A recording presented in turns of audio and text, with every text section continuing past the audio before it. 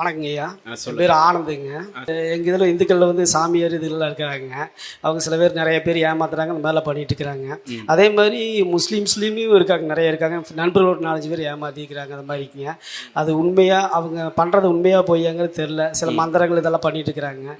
அது என்னங்கிறது தெரில. அதை பற்றி நீங்கள் விளக்கம் தரணும். இன்றைக்கு எல்லா சமூகத்திலையுமே ஆன்மீகத்தை சொல்லி ஏமாத்துறதுக்கு நிறைய பேர் இருக்கிறாங்க. அதில் வந்து சில ஆட்கள் ஆன்மீகத்தை முறையாக பயன்படுத்தினாலும் பல ஆட்கள் ஆன்மீகத்தை ஏமாத்துறதுக்கு தான் பயன்படுத்துறாங்க. ஆன்மீகத்தை சொல்றவங்களே இந்த உலகத்தை மற, கடவுளை நினை அப்படிதான் சொல்லுவாங்க. ஆனா அவங்க தான் உலகத்திலேயே பெரிய பணக்காரரா இருப்பாங்க. அப்ப ஆன்மீகத்தை சொல்லி ஏமாத்தி தான் இன்னைக்கு பெரிய பெரிய பணக்காரர்களா பல நபர்கள் மாறி போய் இருக்கிறாங்க. அதே மாதிரி முஸ்லிம்களிலேயும் ஆன்மீகத்தை சொல்லி சில ஆட்கள் ஏமாத்துறாங்களே, இது தொடர்பான இஸ்லாத்தின் நிலைப்பாடு என்ன என்று கேட்கிறாங்க. அதுல ஆரம்பத்திலே சொன்ன ஒரு அடிப்படை தான், நீங்கள் இஸ்லாத்தை அறிந்து கொள்வதாக இருந்தால் முஸ்லிம்களுடைய வாழ்க்கையை மட்டும் வச்சு இஸ்லாத்தை அறிய முடியாது. ஏன்னா இஸ்லாத்தில் சொல்லப்படாத பல காரியங்களை இன்றைக்கு முஸ்லிம்கள் செஞ்சுக்கிட்டு இருக்கிறாங்க. அப்படி முஸ்லிம்கள் செஞ்சு அதை சில ஆட்கள் ஒரு பொருளாதாரம் சம்பாதிக்கிறதுக்காகவே பயன்படுத்திக்கிட்டு இருக்கிறாங்க. அப்ப இதை நீங்க மனசுல வச்சுக்கிடுங்க. முஸ்லிம்களுடைய வாழ்க்கையை வச்சு நீங்க என்ன செய்யாதீங்க, இஸ்லாத்தை எடை போடாதீங்க. இன்னைக்கு முஸ்லிம்கள்ல எப்படியெல்லாம் ஏமாத்துறாங்க அப்படின்னு பார்த்தா, முதலாவது பேய் ஓட்டுறதுன்னு ஒரு குரூப் சில ஆட்கள் இருப்பாங்க. அம்பராம்பாளையம் போனா வியாழக்கிழமை ஜெகஜோதியா இருக்கும். பக்கத்துல அம்பராம்பாளையம் இருக்குதா இல்லையா? வியாழக்கிழமை அதுல முஸ்லிம்கள் மட்டும் வர்றது இல்லை, கேரளால இருந்து முஸ்லிம்கள் வருவாங்க. உங்களை போன்ற தொப்புள் கூடிய உறவுகள் பல ஆட்கள் போவீங்க. அதுல சில ஆட்கள் வந்து இவங்களுக்கு வந்து பேய் பிடிச்சிருச்சு, இங்க உள்ள அந்த அஜரத்தை வச்சு ஒரு ஓதி பார்த்துட்டோம்னா பேயெல்லாம் எங்கேயோ நம்ம விரட்டி விட்டுறலாம் என்ற நீங்களும் அந்த நம்பித்தான் வர்றீங்க. சில முஸ்லிம்களும் அந்த நம்பிக்கையில் இருக்கத்தான் செய்யறாங்க. ஆனா உண்மையிலே இஸ்லாத்துல பேயின்னு ஏதாவது இருக்குதான் எடுத்து பார்த்தா, இஸ்லாமிய மார்க்கத்தில் குரானை படித்த ஒருவன் ஒரு காலம் பேய் இருக்கிறத நம்பவே மாட்டான். ஏன்னா இஸ்லாம் என்ன சொல்லுகிறது, இந்த உலகத்தில் நாம வாழ்ந்துகிட்டு இருக்கிறோம்ல, என்னைக்கு நம்முடைய உயிர் இந்த உலகத்தை விட்டு பிரிந்து சென்று விடுகிறதோ, எனக்கு எப்ப மரணிப்போம்னு தெரியாது. நான் நாளைக்கு மரணிப்பேனா, 10 வருஷம் இருப்பேனா, 20 வருஷம் மரணிப்பேனா, எப்பம்னு எனக்கே தெரியாது. ஆனா என்னைக்கு நான் மரணித்து விடுகிறேனோ, நான் மரணித்து விட்டேன் என்று சொன்னால் அதற்கடுத்து எனக்கும் இந்த உலக வாழ்க்கைக்கும் மத்தியில எந்த தொடர்பும் இருக்காது. அவர் மறுமை நாளில் எழுப்பப்படும் வரை திரைக்கு அப்பால் உள்ள ஒரு வாழ்க்கையில இருப்பார். இறைவன் சொல்லுகிறான், ஒரு ஆள் இந்த உலகத்தை விட்டு இறந்து போயிட்டாங்கன்னு வைங்க, அவங்களுக்கும் இந்த உலகத்துக்கு மத்தியில எந்த தொடர்புமே இருக்காது அப்படின்னு இறைவன் சொல்றான். ஆனா இன்னைக்கு பேய் நம்பிக்கைங்கிறது என்னது? உயிரோடு வாழக்கூடிய ஆளை பேயின்னு யாருமே சொல்ல மாட்டாங்க.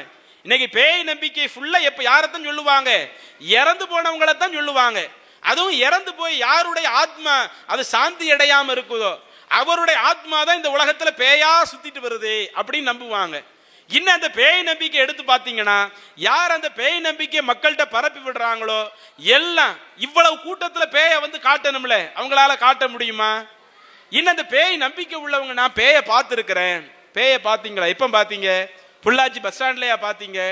பொள்ளாச்சி பஸ் ஸ்டாண்ட்ல பார்க்கல, நான் நைட்டு 12 மணிக்கு நான் மட்டும் தனியா நடந்து வரும் பொழுது அந்த கொலுசு சத்தம் கேட்டேன், மல்லிகை பூ வாடை அது வந்துச்சு, தூரத்துல பார்க்கும்போது ஏதோ வெள்ளை கலர் ட்ரெஸ் போற மாதிரி இருந்துச்சு. அந்த ஒரு ஆளுக்கு தான் தெரியும். அதுவும் பேய் வர்றது ஃபுல்லா, பேய்க்கெல்லாம் ஃபுல்லா நைட் ஷிஃப்ட் மாத்திரம் தான் ஒர்க்கு போல, பகல் ஷிஃப்ட்ல பேய்க்கெல்லாம் ஒர்க்கே கிடையாது, நைட் ஷிஃப்ட் தான் ஒர்க்குக்கு வருது. அதுவும் எல்லா மக்கள் இருக்கக்கூடிய சபைக்கு பேய் வர்றது கிடையாது. அப்ப முழுக்க முழுக்க அந்த ஏமாத்தக்கூடிய ஒரு காரியத்தை தான் அவங்களும் செய்யறாங்க. அப்ப இஸ்லாம் சொல்லுது, எந்த ஒரு மனிதன் மரணித்து விட்டாலும் அவனுக்கும் இந்த உலகத்துக்கு மத்தியில எந்த தொடர்பும் கிடையாது. பொதுவா மரணிக்கிற மனிதர்கள் 2 பட்டியல்ல இருப்பாங்க. ஒன்னு நல்லவனா இருப்பாங்க அல்லது கெட்டவனா இருப்பாங்க. நல்லவனா இருந்தாலும் உலகத்துல வர முடியாது, கெட்டவனா இருந்தாலும் உலகத்துல வர முடியாது. அது இஸ்லாத்தினுடைய நம்பிக்கையா இருக்கும் பொழுது ஒரு ஆளுக்கு பேய் பிடிச்சிருச்சுன்னு சொல்லுவாங்களாம், அதை தர்காவுக்கு போய் எனக்கு ஓதி பாருங்கன்னு சொல்லுவாங்களாம். தர்காவில் போய் ஓதி பார்த்த உடனே, மந்திரிச்சு ஒரு கயிறை கையில கெட்டின உடனே, இடுப்புல ஒரு தாயத்து கெட்டின உடனே பேயெல்லாம் விரண்டு ஓடிடுச்சு என்று சொல்றாங்கன்னா, முழுக்க முழுக்க அதை ஏமாத்தக்கூடிய ஒரு வேலையை தான் அவங்க செஞ்சுக்கிட்டு இருக்கிறாங்க. இன்னும் அந்த பேய் நம்பிக்கை இருக்குதா இல்லையா, அதுல நாம உள்ள போனா சில உலக ஆதாயத்திற்காகத்தான் பேய் நம்பிக்கை கையில் எடுப்பாங்க. ஒன்னு எப்படி இருக்கும், ஒரு ஏரியாவில் ஏதோ ஒரு தவறான காரியம் நடக்குதுன்னு வைங்க, மக்களுடைய போக்குவரத்து அதிகமா இருக்கக்கூடாது. அப்ப மக்களுடைய போக்குவரத்தை குறைக்கணும்னா என்ன செய்யணும், மக்களுக்கு மத்தியில பரப்பி விட்டா போதும். நான் நேற்று நைட்டு வரும் பொழுது பைக்ல தனியா வந்தேன், ஒரு பேய் வந்து படார்னு என்னை ஒரு அடி விட்டுருச்சு அப்படின்னு ஒரு ஆள் ஒரு செய்தியை சொல்லிட்டா போதும், அடுத்து யாராவது அடுத்து வருவாங்களா? நம்மளையும் பேய் வந்து அடிய விட்டுரும். அப்ப மக்களுடைய போக்குவரத்து குறைஞ்சிருச்சுன்னு வைங்க, தவறு செய்வதற்கு பல வாய்ப்புகள் அவங்களுக்கு கிடைச்சிரும். பல இடங்கள்ல கள்ளச்சாராயம் நடத்துறவங்க அந்த கள்ளச்சாராயம் காய்ச்சக்கூடிய இடங்கள் எப்படி இருக்கும்னு பார்த்தா இப்படி பேய் நம்பிக்கை பரப்ப விட்ட இடங்களா இருக்கும். அதே மாதிரி இன்னும் சில இடங்கள்ல இந்த வீட்டுல பேய் குடிகொண்டுருச்சு அப்படின்னு சொல்லி ஒரு வீட்டையே என்ன செய்வாங்க, பேய் வீடா மாத்திடுவாங்க. பேய் வீடா மாத்தின அடுத்து என்ன நடக்கும்? வீட்டுக்காரர் அவர் வந்து ஒரு நம்பிக்கை கரெக்டா இருக்கிறவர்னு வைங்க, பேயாவது இதாவது நான் இந்த வீட்டுல தான் இருப்பேன்னு தைரியமே இருந்துட்டு போயிடுவாரு. அவருடைய நம்பிக்கை ஒழுங்கா இல்லாட்ட பேய் என்னைய வந்து எதுவும் செஞ்சிருச்சுன்னா, என் பிள்ளைகளை என் மனைவியை எதுவும் பண்ணிருச்சுன்னா, எனக்கு இந்த வீடே வேண்டாம், நான் இந்த வீட்டை வித்துட்டு போறேன். சரி, அந்த பேய் வீட்டை வித்தா அதிகமான காசுல விற்க முடியுமா, காசை குறைச்சு கொடுக்கணுமா? காசு ரொம்ப அடிமட்ட விலைக்கு தான் வாங்குவாங்க. அப்படி அடிமட்ட விலைக்கு அந்த வாங்கக்கூடியவனுக்கு அது ஒரு லாபமா இருக்குது. அப்போ ஒரு வீட்டை அபகரிக்க நினைக்கிறான்னு வைங்க, அல்லது குறைஞ்ச காசுல வாங்க நினைக்கிறான்னு வைங்க, அந்த வீட்டுல பேய் இருக்குன்னு சொல்லிட்டா போது என்ன செஞ்சிடலாம், இப்படி போயிடலாம். இன்னும் நீங்க எடுத்து பாருங்க, நாம பல தடவை கவனிச்சிருக்கிறோம், பேய் வந்து பெரும்பாலும் ஆண்களை பிடிக்கவே மாட்டேங்குது. பேய் ஃபுல்லா யாருக்கு தான் பிடிக்குது? பெண்களுக்கு தான் பேய் பிடிக்குது. சில இடங்கள்ல எங்களுடைய ஜமாத்திலேயும் சில மனுக்கள் எல்லாம் வந்திருக்குதுங்க, இப்படி உங்களுக்கு பேய் பிடிச்சிருச்சா என்னன்னு கொஞ்சம் விசாரியுங்க, நமக்கு தான் அந்த பேய் நம்பிக்கை எதுவும் மார்க்கத்தில் இல்லைல்ல. அப்ப வந்து என்னன்னு கூப்பிட்டு கடைசியில கேட்டா, கடைசியில தான் வரும், இல்ல இப்படி எங்க வீட்டுல வரதட்சணை கேட்டு ரொம்ப கொடுமைப்படுத்துறாங்க கணவர் வீட்டுல, அப்படி வரதட்சணை கேட்டு கொடுமைப்படுத்தும் பொழுது அந்த கொடுமையிலிருந்து மீண்டு வர்றதா இருந்தா அதுக்கு எனக்கு ஏதாவது ஒரு ஆயுதம் வேணும்னு எதிர்பார்த்தேன், அதுக்கு இந்த பேய் பிடிச்சிருக்குன்னு சொன்ன உடனே இத சம்பந்தமா யாருமே என்கிட்ட பேசுறது கிடையாது. இப்படி நடக்குங்க. சில இடங்கள்ல கல்யாணம் முடிச்சு கொடுத்த பிறகு அவங்க அம்மா வீட்டுல இருந்து ஏதாவது சில பொருளை இவங்க எதிர்பார்க்கிறாங்கன்னு, நகை எதிர்பார்க்கிறாங்கன்னு வைங்க, அவங்க அம்மா நகை வாங்கி போடாட்ட அப்ப திடீர்னு அவங்களுக்கு பேய் பிடிக்க ஆரம்பிச்சிருது. அப்ப இப்படி அந்த பெண்களுக்கு பேய் பிடிக்கிறதெல்லாம் எப்படி சில காரியங்கள், அவங்க சில நகையை எதிர்பார்த்திருப்பாங்க, அல்லது இந்த உலகத்துல சில விஷயத்தை எதிர்பார்த்திருப்பாங்க.